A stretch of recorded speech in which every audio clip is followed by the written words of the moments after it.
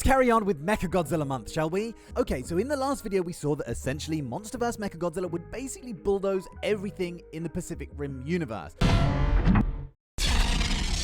Apart from perhaps Mega Kaiju that he might struggle with, perhaps Leatherback might be able to do some damage after hitting him with an EMP blast, and I did put forward that there might be one other way that Mechagodzilla gets slapped with the L, but you're gonna have to go back and watch that video for that. I don't even really know if it's a feasible option, to be honest, but yeah, take a look at that video and let me know what you think. Don't forget to hit subscribe if you like Transformers, monster stuff, mecha stuff, a few dinosaurs, a little bit of superhero stuff here and there, then this is the channel for you. So like I said, this is the second of 4 videos that I'm doing that revolve around Mechagodzilla. After this, I'm going to put him up against the Kraken from Clash of the Titans, and then finally, up against some of the other Godzilla supervillains.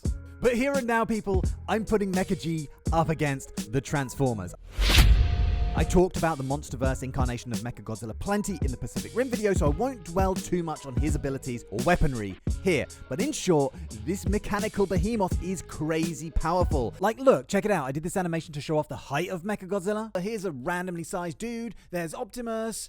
And look, all the way up there, there's Mecha G. Hey, buddy! There is the age-old argument of Godzilla only being half strength for this here battle, which would make Mechagodzilla look stronger than he actually is, but even at full strength, Godzilla is gonna struggle with this guy.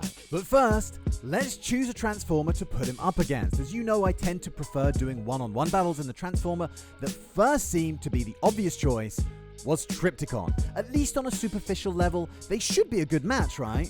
Well, let's see. So just for those of you who aren't familiar with the Transformers franchise, basically you have regular Transformers of different sizes like Optimus, Bumblebee, etc., some of which combine to form combiners who are, I don't know, 3 or 4 times the size of them.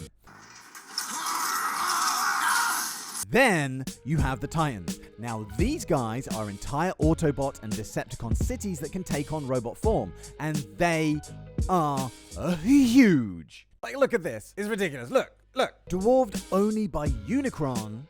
Wait, I've lost my place in my notes. Where am I? Dwarfed only by Unicron and Primus, if you want to count him. Primus is basically Cybertron itself, and I've never actually known him to take robot form, so I'd be very interested to know where this picture comes from. Maybe you guys can fill me in. But, you know, I'm getting sidetracked. Now, measurements for Trypticon and Transformers in general actually aren't an exact science, varying from source to source and continuity to continuity, but in what's called the aligned continuity, we do know that Metroplex, another Titan, is around 600 foot, and judging by this battle in Titan's Return, he's roughly the same size as Trypticon, perhaps Trypticon being a little bit bigger. So here you get a good sense of his scale compared to regular Transformers, which are already much larger than human, all of which would make him larger than Mechagodzilla, who stands at 400 foot. Trypticon tends to grapple a lot, and he has that huge and colossal tail, which he whips around in a pretty agile way, considering the proportions of this guy.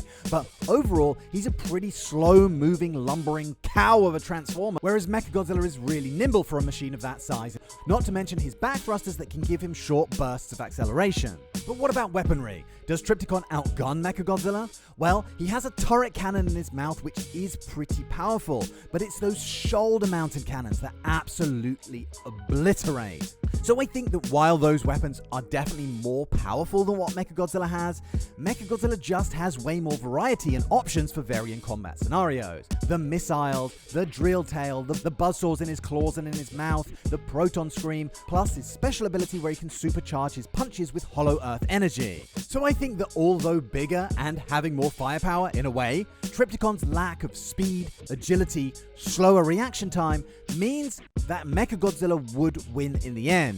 It might take every rocket he has, every ounce of hollow earth energy to gradually erode this walking steel mountain, but I reckon he beats him eventually. The problem with all this, though, is that I'm not convinced that Trypticon is only 600 foot.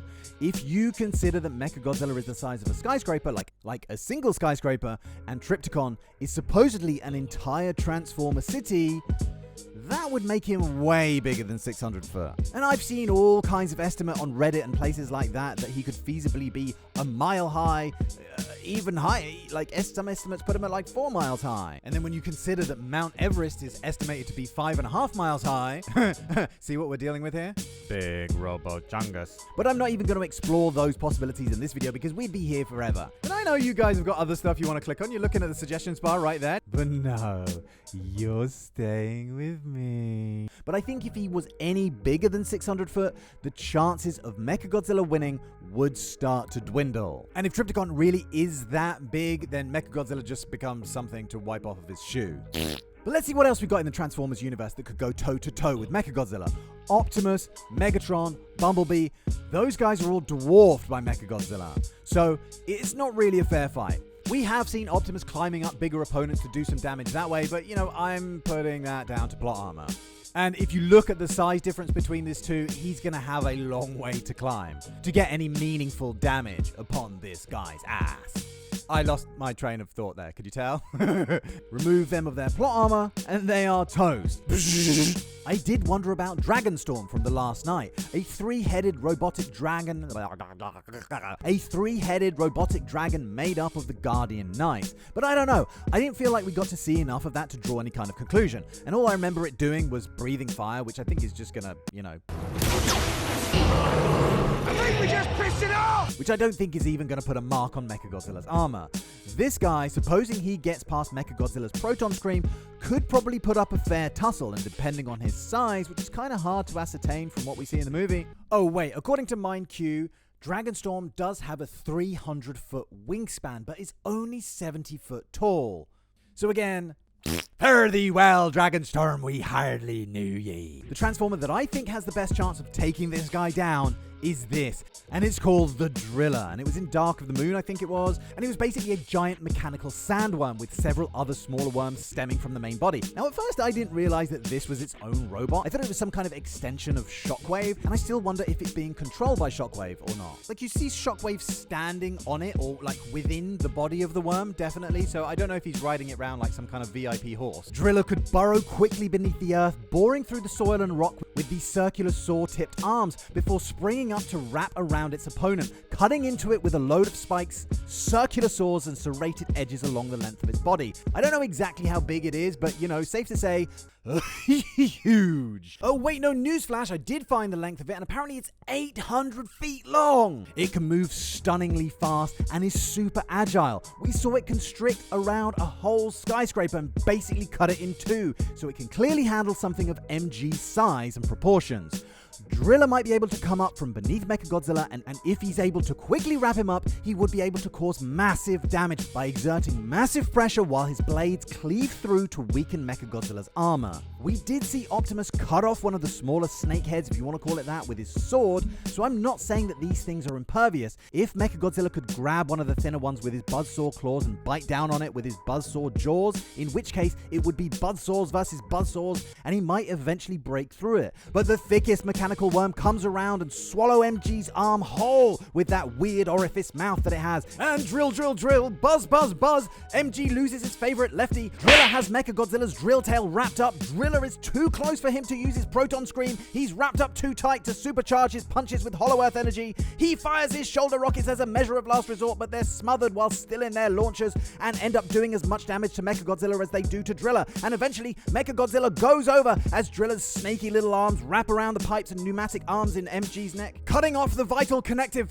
stuff that connects his brain to his body, and those fierce, angry red eyes go cold and fade into the eternal dream state as Mechagodzilla slips into lifelessness to spend eternity wreaking havoc on Mecha Heaven, or Mecha Hell, because he's evil. Anyway, the one obvious Transformer that could beat Mechagodzilla is Unicron, but come on guys, he's the size of a planet, isn't he? He's huge. So if this guy shows up, anyone who doesn't have their own matrix of leadership is going to have a really bad day. But there's also Quintessa from the last night, who might be able to put Mechagodzilla under some kind of mind control as she did with Optimus, but I figured that this might also work the other way. Imagine if when she tried to take over Mechagodzilla, the spirit of Ghidorah took her over. Fuck you, Quintessa. Anyway, I was so angry with what they did with that movie that I'd prefer not even to think about that. Let's leave it there for now, guys. Let me know if I've missed any of the Transformers that might be able to beat Mechagodzilla. And I will see you very soon for the next one. Thank you very much for watching, and cheerio, bye. Oh no, don't crash now, baby. Not now, don't crash now, baby. My computer keeps crashing. Fuck.